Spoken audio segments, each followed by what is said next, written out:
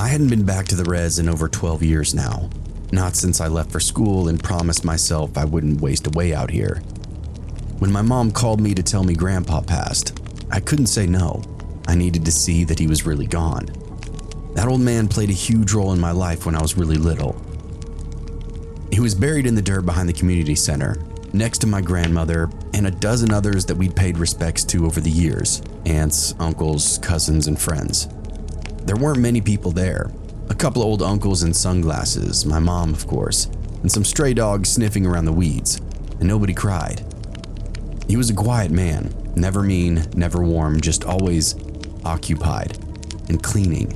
He'd cleaned everything, not just his house, every old tribal building that was left standing, places that hadn't been used in years, places with caved-in roofs and no plumbing. The chapter house, the abandoned elementary school, even the condemned bathhouse off 191, places we weren't even supposed to go near. He called it honoring the breath of the ancestors, said if we didn't keep the places clean, something would come in. And if it did, he was worried that it would stick around.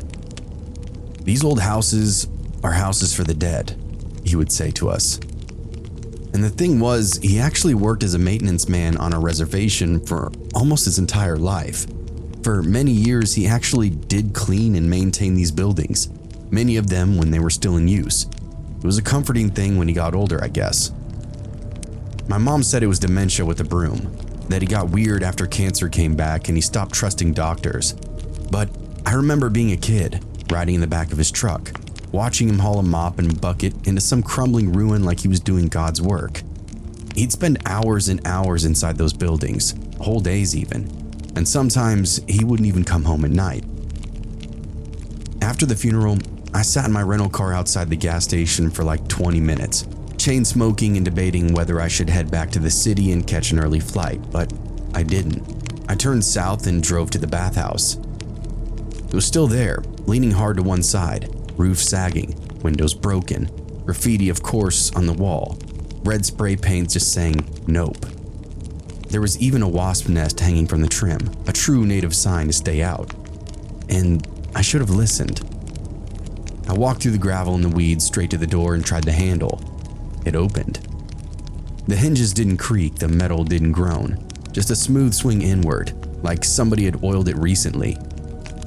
I stepped inside before I could even talk myself out of it, and frankly, I was in a bit of a shock. I was sure that it would be locked, if not, it'd be hard to wedge open, but instead it just let me right in. The smell would hit me first, bleach and mildew, old humidity trapped inside concrete. Not musty like an abandoned place should be, this smelled fresh, as if somebody were still inside here. My eyes started to water, but I kept moving forward. The lobby was lit by the sick glow of yellow fluorescent lights. A ceiling fan above wobbled a little with every pass. The front desk was still intact, half covered in dust, but the floor behind it, the floor was wet, recently been mopped. Pale streaks of water trailed off toward the locker room corridor. I stepped over them and walked down the hallway, expecting broken tiles and graffiti, but it was actually really clean. The walls had been scrubbed down to bare paint, and more than that, things just felt off and slightly wrong. Then I realized there were more doors than there should have been. Every few feet, a utility cart was leaned up against the wall, each with a bucket and a mop, some half-used bottle of degreaser or powdered cleanser. It was like walking through some kind of janitor's wet dream. One of the locker rooms was open, the lights flickered softly overhead of me. Most of them were empty, but one had a folded stack of clothes inside. Men's jeans and a gray t-shirt and some socks, all folded tight, almost like a hotel setup. Steam was drifting through the open door at the end of the room. There shouldn't have been steam. The power was off, there was no working water inside this building, the pipes had been shut down after the flooding, and yet, somehow from that back hallway, I heard it, dripping. Then I heard water sloshing like somebody shifting in a tub. I didn't say anything, I didn't call out, I just moved forward slowly, step by step. My skin felt tight, my chest burned with every breath like the air had been steeped in some kind of chlorine. It tasted like it had. The source of the steam was a private bath stall in the far corner. A tiled door was ajar. Inside, the tub was full. Not dirty, not algae streaked, but full, clear, and warm. A towel was hung from the hook on the wall, and it looked freshly laundered. I turned to go, but I froze.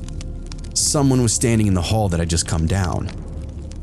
I only saw him for a second, barefoot, holding a mop. His uniform matched the one of my grandfather that he used to wear when he cleaned the church. Faded green coveralls, sleeves rolled up tightly. His face was in shadow, but I knew. "Grandpa?" I asked, but he stepped back out of sight. And I ran. Every hallway looped. I swear it. I turned left, then right, then back into the same locker room that I had just left. Same folded clothes, same towel. Only now the mirror above the sink had writing on it, fogged in from condensation. "Don't make a mess," it said. I screamed out loud. My voice bounced back at me as the only witness, though. I tried the hallway again. This time I ended up in this narrow service corridor. Pipes overhead, floor sticky. One of the bulbs above me buzzed and then popped. Something dripped from behind the walls. I found a door marked janitorial, opened it and expected supplies or maybe an old push broom. Instead, I found a skinny man without any clothes on. He was looking over the shelves, but when I gasped, he turned on me and shrieked like a monster. And then it was on. I ran lap after lap through every corridor, knocking over trays, carts, and everything that I encountered. The guy behind me did the same. And God, he was fast, running on all fours like a dog, thrashing and scrambling, frothing at the mouth. Finally, he caught my foot and I smashed into a wall. I turned around, ready to push, ready to fight back, whatever I needed to do, but there was nothing there. He disappeared off into the darkness. Then from behind a wall far off, I heard a child laughing. Then some kind of whispering that I think said, "You shouldn't have come." I turned, ready to run again, but now the hallway had changed once more. Same corridor, but longer now, lined up with chalk handprints. Dozens of them, low to the floor, like kids had pressed their palms into the walls, some smudged, some fresh. I felt my legs give out from beneath me and just sat there on the cold tile. I started sobbing, teetering on just giving up completely. I'd rather jump out of an airplane than ever be here again. Somewhere far off, I heard footsteps. They were getting closer. I crawled into the break room, and whatever was crawling was just behind me. It was exactly how I remembered it from my childhood. Beige walls, soda-stained table, a microwave with the handle missing. Except now there were drawings taped to the walls. Childlike scribbles of stick figures bathing, stick figures watching, stick figures inside mop buckets, inside drain pipes, eyes wide. Somebody screamed from the next room. A slam from the other hallway, and then something fast moved past the open break door, and I saw a flash of wet feet. Then the lights went out. All of them. In the pitch black, I heard my grandfather's voice, not from his throat, but from the walls like it had soaked in itself. "Get away, sweet girl." I don't remember climbing, I only remember the cut. Something tore through my thigh, glass or rusted metal, maybe the edge of the skylight itself. I was halfway out it before I realized that I was bleeding, hot and heavy down into my shoe. The building was groaning all around me, encouraging me to move. I found the exit and charged with everything I had left. I hit the gravel with both palms, rolled up and got really fucked up. My leg was throbbing, but it held. I limped back to the car, one eye on the doors. I didn't trust it now. Everything was spinning and I was convinced that I was actually dying. Inside, the bathhouse windows were lit up, fluorescent lights flickering behind cracked glass. The lobby fan spun into some kind of frenzy. Someone was stood just behind the front window, totally naked, wheezing in the light. I peeled out of there. I didn't stop driving until I hit the edge of town and saw a sheriff's unit parked near the old gas station. I flagged them down, bleeding and babbling. One of the deputies called up the tribal police and I told them everything. They ended up taking me back out there just before sunset. The bathhouse looked the same. Still sagging, still tagged with that nope. But the door was locked, and when they saw that, they started to doubt me and my story. Just another dumb, drunk native girl. but I promised them I wasn't crazy. They brought some bolt cutters and kicked it in. The power was dead. The breaker box had been stripped years ago. No bulbs, no fan, no steam. Just old tile, dust, and spider webs. No mops, no bleach, no naked guy in the rafters. But the footprints, they found those. Mine, mostly. Dried blood in the break room, bleach stains in the hallway, and one handprint in pale blue chalk, child height pressed up against the wall near the exit. Nobody could explain it, but then again, nobody really tried.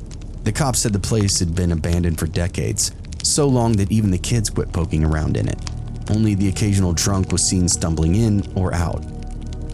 They marked the structure for demolition again, the third time now, and every year it gets put on the list, and every year something seems to delay it. And every time I go back, I check, and it's still there.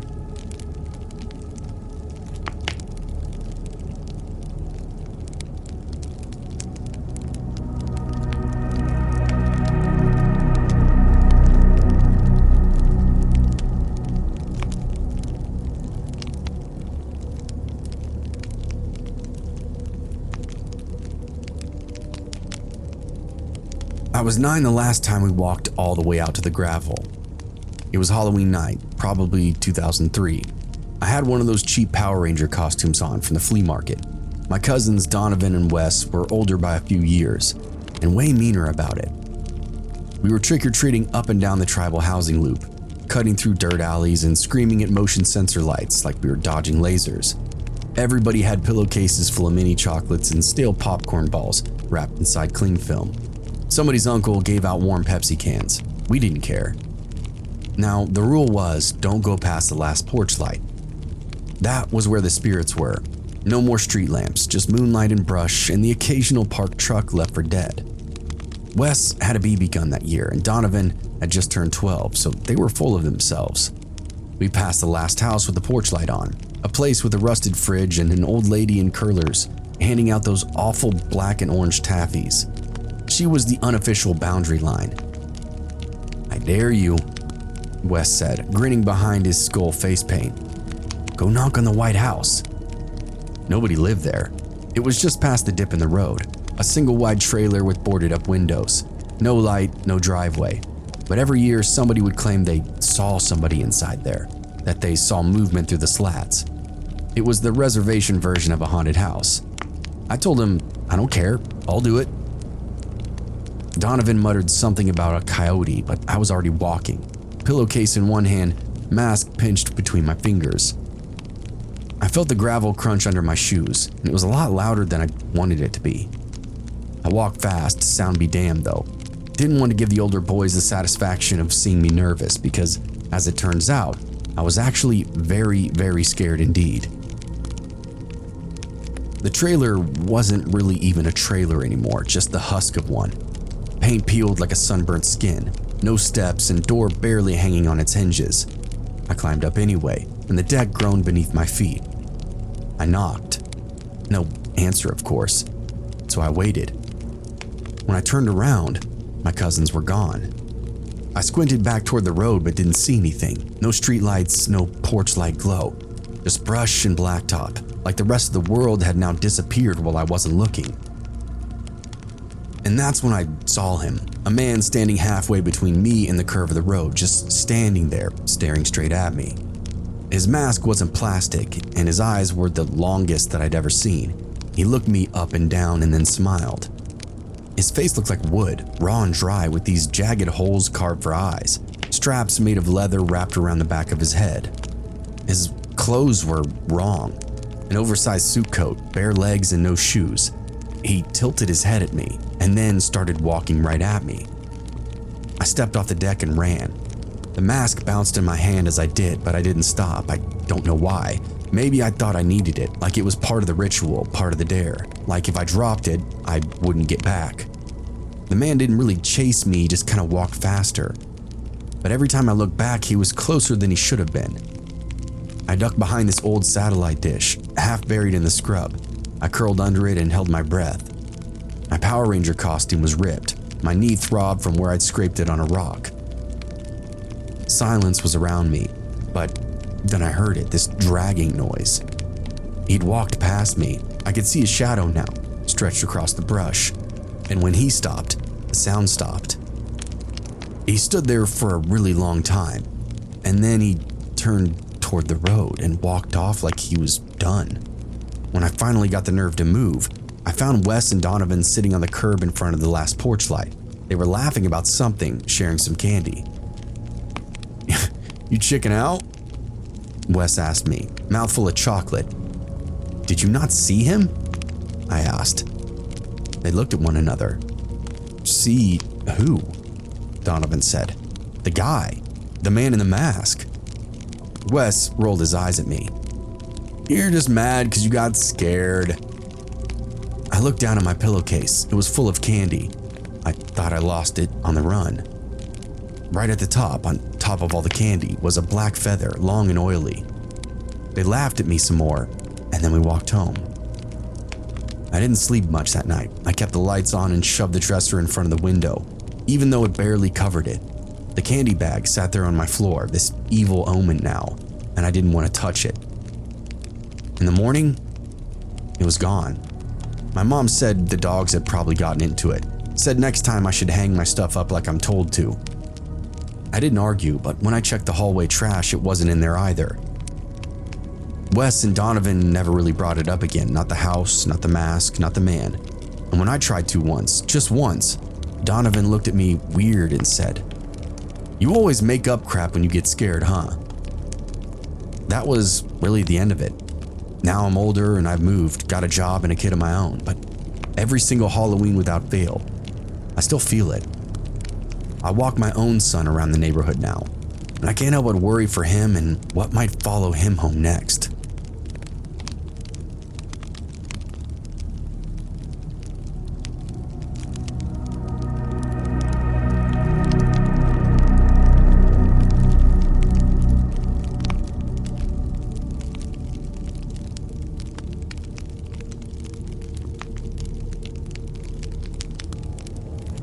I always wanted to hang with Cody and his crew. My brother was 17, smoked Newports, and had a girl who carved his name into her thigh once.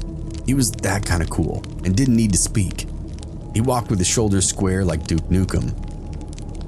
So when he told me to get in the car that night, I didn't ask what for, I just got in. I had socks on and nothing else, no jacket, no phone. It didn't matter. I'm not gonna miss whatever this was. The other guys were Mike and Darius.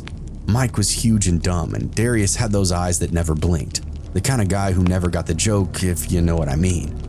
They were already buzzed and cracking old Milwaukees and tossing empties out the window as we flew past the boundaries of the village, deeper into the night part of the res where the hills crimp up and the cell signal dies. No music, just the road noise and Darius's weird-ass laugh. I started to get the idea that this wasn't a smoke run when Mike popped open the glove box and pulled out this crowbar. "Shit's easy," he said.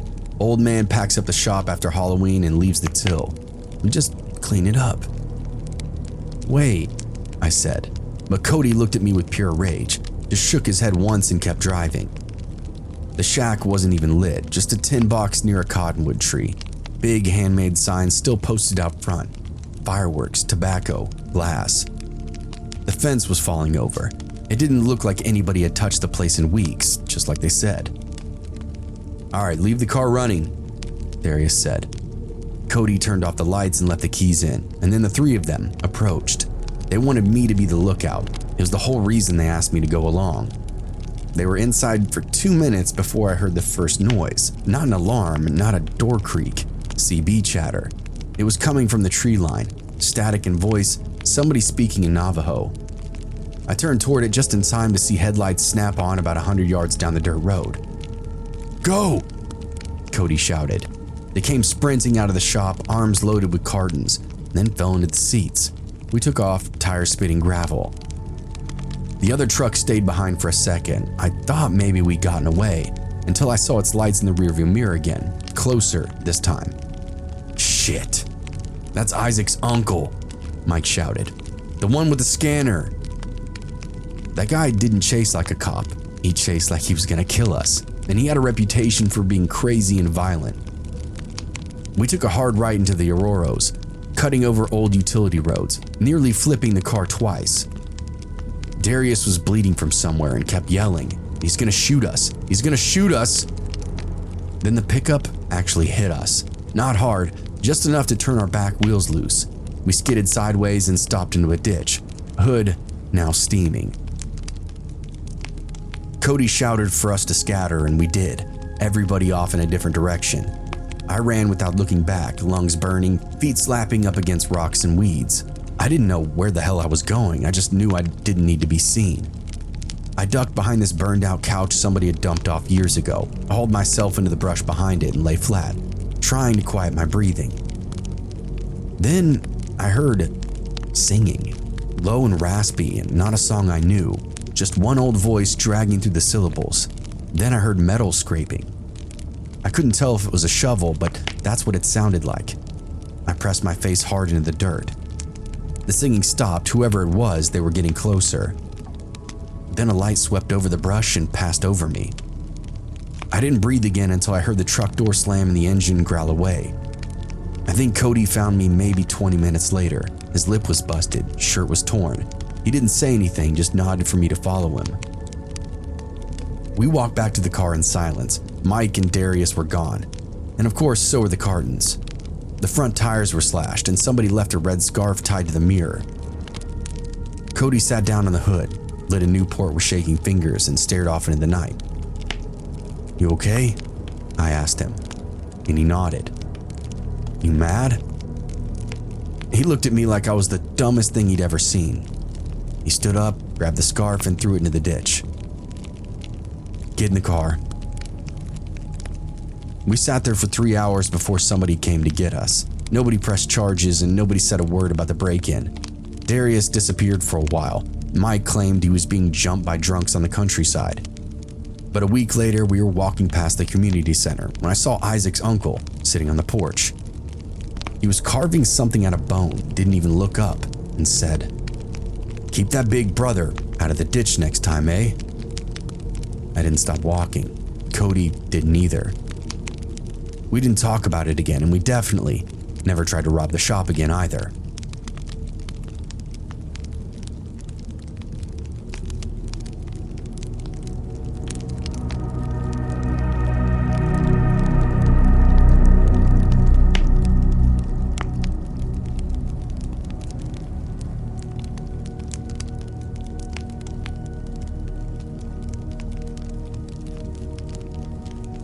I've worked all the four corners. I've seen meth eat through houses, seen kids sleep in bathtubs, seen grandmothers talking to people who definitely weren't there.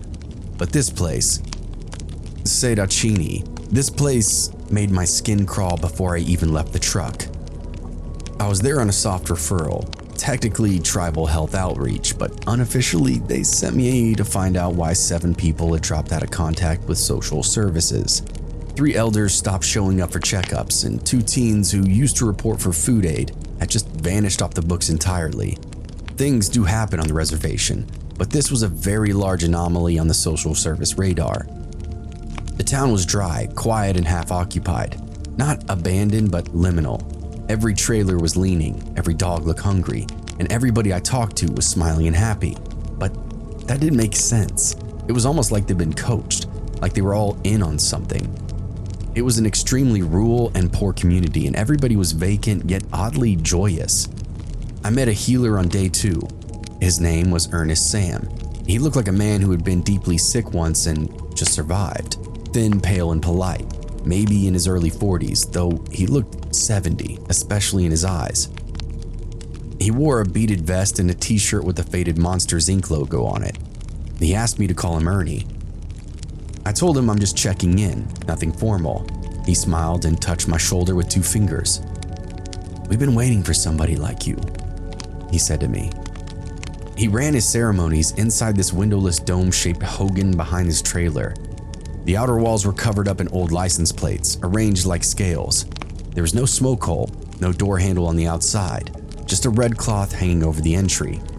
I asked what happened in there, and he told me, people shed. That night, my phone erased everything I'd written down. Maybe it was a glitch, might have been a bad native medicine, but what I know is that every case note that I kept disappearing inside this half second, I was steaming the rest of the evening. I didn't plan on going to the ceremony. That was never part of the outreach protocol, but by the third day, everybody I interviewed mentioned it. "Oh, Ernest helped my son," one woman told me. "He took the darkness out of me," another told me. "My cousin's boy had bugs under his skin, but Ernie, he got him to move on." It didn't matter if I was asking about diabetes, housing, or transportation. Every answer would curve back to the Hogan, like the whole place had just grown around it. So I showed up just before sunset. Ernie met me at the edge of the clearing. He was barefoot holding a gourd rattle in one hand, and he nodded proudly to me. The air smelled like cedar and something I couldn't quite recognize, something I didn't like. I asked if I needed to sign in, and he laughed at me. "There's no records here." Inside, there was no windows, no lamps, just a ring of LED tea lights flickering in the dirt, and a Bluetooth speaker humming low drum beats from somebody's phone. The floor was packed earth. The walls were insulated with blue tarps stitched with thread. People sat in a circle, maybe 20 of them. Most of them looked hollowed out, but calm. Some had dried tears on their faces. One girl, no more than 16, stared into the middle of the ring, no clue where she even was. Ernest sat beside her. He started speaking, not English, not Navajo, just sounds, wet syllables. His voice changed midstream, pitch dropping like he was chewing on gravel, and the girl started to shake. Her mother sat behind her, whispering, "You're almost through, baby, just shed. Then came the part that broke me. The girl stood up, her eyes rolled back. She opened her mouth and something came out. Not a word or a scream, it was pressure, like the sound your ears make just before they pop. Then she collapsed. Two men took her by the arms and dragged her to a door at the back. One I hadn't seen before. It was cut low into the wall, covered by another cloth, and behind it, I caught a glimpse of something darker than the rest of the room. The ceremony continued on, and after an hour, people started filing out in silence. No goodbyes, no questions. I hung back, and Ernie gave me that smile again. "You're sensitive," he told me. "You'll hear it soon. Most people take weeks." When he got caught up in conversation, I ducked behind the inner cloth, slipped through the back door. That hallway behind it was short and humid, and it smelled like copper. At the end, the healing room. It wasn't so much a room as it was a pit chamber, round, maybe 10 feet across, padded with mismatched foam and duct tape. The air was buzzing, live wires or something, I don't know. And in the center was a hole. It was about 4 feet wide, seemingly dug by hand, literally, lined with rawhide and blackened stone. All around it were bones, small ones, birds, but they couldn't all be birds. Next to the pit, the girl's shoes, but she wasn't there. I turned to leave, already nauseous, but paused at the wall. There were marks scratched into the foam, claw shapes, spirals, ones that looked like a hand, long in the fingers, all pressed into the insulation like something inside the wall had been reaching out. And then from the hole, I heard it, this kind of wet breathing. No rhythm, no pulse, just breath. I stumbled back into the hallway, pushing through the cloth. Ernie stood in the center, barefoot, smiling and waiting. "You peeked," he said to me. "That's okay though." Then he stepped toward me. "It doesn't want you yet." I didn't think, I didn't talk. I ran out into the clearing toward my truck.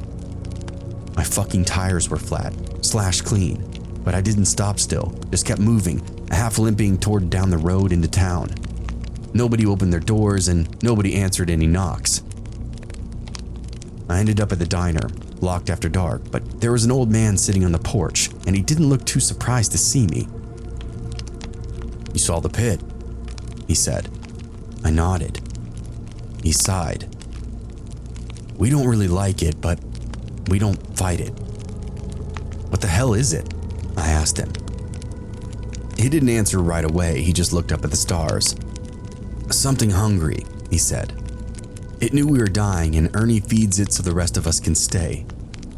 He stood, patted my shoulder gently, and then walked off into the dark. That night I slept in my truck, windows rolled up, seatbelt still on. It was the only place in town that I could lock myself away, even if it was only at half-ass security. Nobody came to check on me, nobody came to mess with me, and that kind of creeped me out. I thought about all the people in town and slowly realized how few children there actually were. I made a case note right then and there. They found me in the driver's seat around 8 a.m., keys still in the ignition. I was dehydrated, disoriented, and had cedar bark in my mouth. I definitely don't remember putting that there.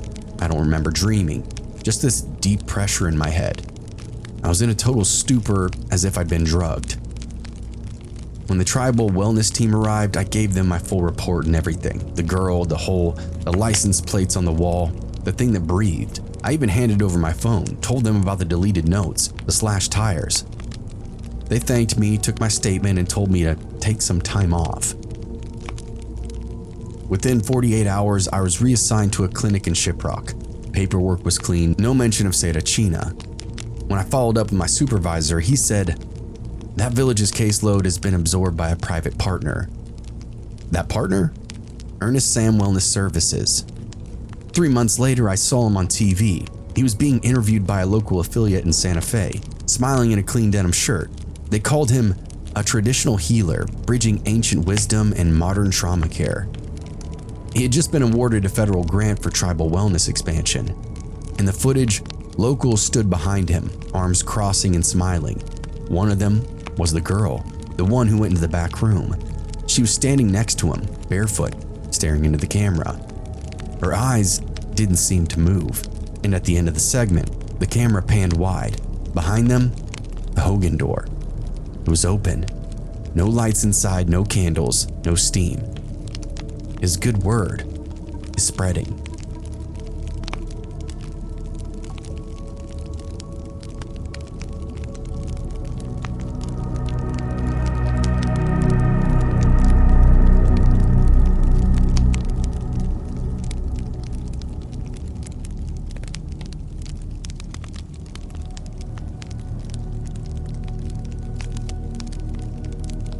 I hadn't seen my Uncle Ray in 6 years.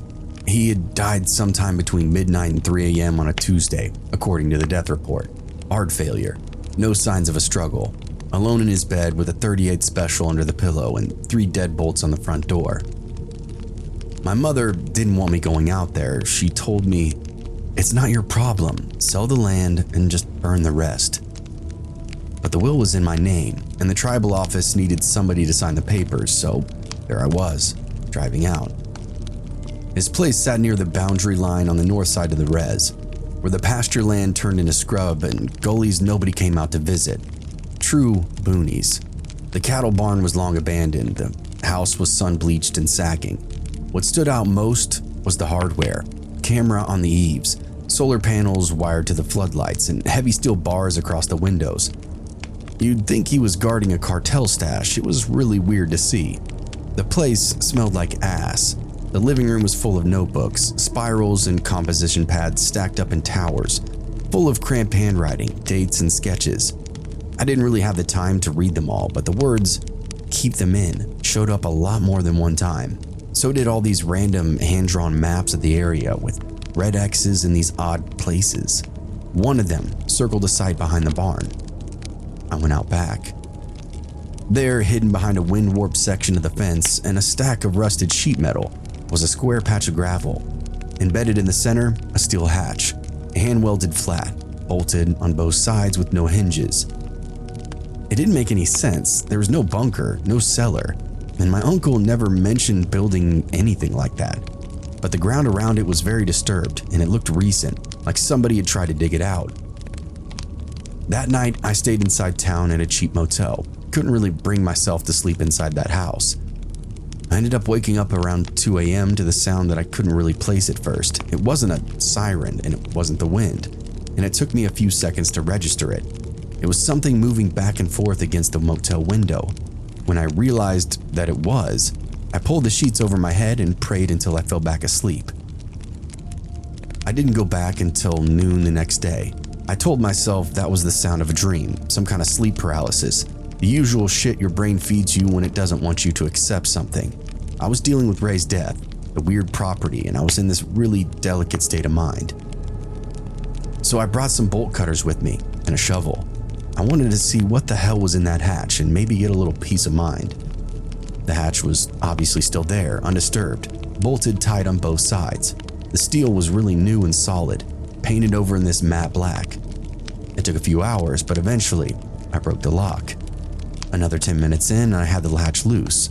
Once it popped, one side of the hatch unhinged from the earth, and I pried that bastard wide open.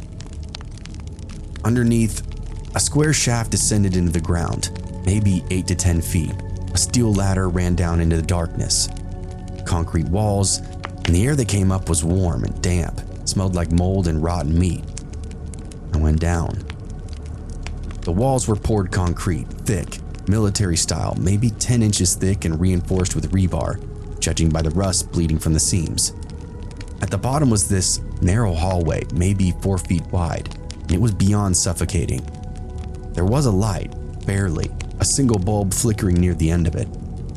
The floor sloped up slightly and led to a steel door with a siding peephole cut into it.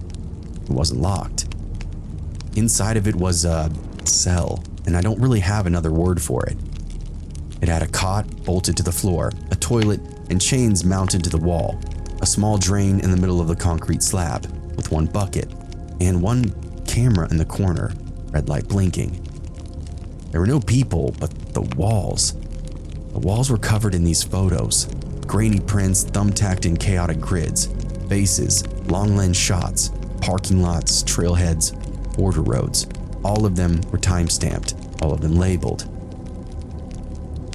One photo showed this girl, maybe 15, with long black hair, standing near a Dollar General.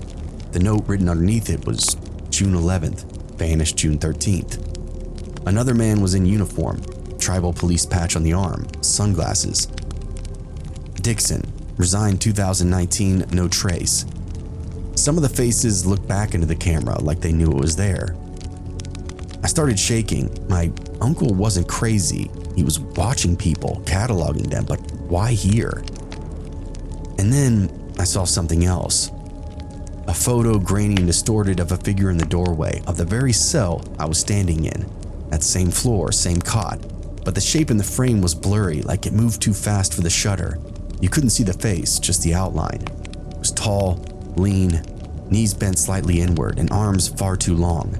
The caption read, June 2nd, returned. I sidestepped and tripped over something, a stack of tapes. There was this little TV in the corner too, with an old VHS player. All the tapes had these weird titles, things like Oh No, 2009, and Vault Catch, #2. I took one that was pretty much rewound and popped it in. It still had power. The playback clicked and I turned the TV on, and it actually started playing. The footage began rolling, my uncle, gray and huffing, dragging something inside this room. Whatever it was wrapped up in a tarp, and it struggled. The footage was choppy, audio full blown out, but you could hear it. Laughing. Not like a man, like a fucking hyena. The camera shook and my uncle screamed, "Help! Get the fuck in here! Help me hold him down!" Apparently there was somebody else off camera, but they never stepped into frame. Ray gestured to them with one arm, which turned out to be a mistake. The thing under the tarp reared up, still wrapped, and threw him back into the wall like a rag doll. Then the feed cut to static. I backpedaled out of the room, up the shaft, lungs burning, and I kicked it shut and sat on it, wondering what the hell I just uncovered. I didn't stay in the house that night either. I went back to town and drank until my hands stopped shaking. Beer and whiskey to the vein and brain for 4 hours straight. Then I walked to the motel and passed out. At 3 a.m., I got a notification from one of the motion sensors my uncle had rigged up. When I saw the power was still on, I linked it up to the Wi-Fi before I left. I clicked on the feed. It was grainy footage, infrared, a shot of the backfield looking at the hatch. Something was standing there. Just standing too, looking down at the steel door, almost like it was thinking. Its shoulders moved slowly up and down, breathing or laughing. It walked a few circles around the opening before pausing again, and then it looked directly at the camera. Again, I couldn't see any features. Whoever it was, they ended up stumbling off, almost looked drunk. Then the notification ended. For obvious reasons, I didn't sleep much after that. Just watched the footage on loop, trying to convince myself it was some kind of glitch, bad resolution, wind, whatever excuse that would keep me sane long enough to file some kind of report. So the next morning, I called up the tribal police department and told them everything. They met me back at the property just after sunrise, 3 officers. One of them had been in my high school class. He didn't even say a word to me, just nodded, like he already knew what we were gonna find. We worked the thing open again and everybody descended. I led them to the back area where the cell was, the VHS tapes and all that stuff. The beefy smell was worse now. It was absolutely disgusting. The cops didn't really seem to mind. Either way, they collected a few things for evidence, took some photos, and said they would look into it. They mostly seemed concerned whether or not my Uncle Ray had a building permit for this basement. To say the least, I was disappointed. A week later, I was back in Billings, trying to pretend none of that had happened. I turned on the local news distracted. I was deciding if I should just sell the property or not, really getting into the nitty-gritty of it, and that's when I heard it. The story was halfway over. A girl, 16, missing. Last seen hitchhiking out near the reservation boundary. The reporter didn't mention the name, but I recognized the face from one of the photos. The photo from the bunker. I never made a report. This, in fact, is the first time I've ever admitted to seeing her face out loud.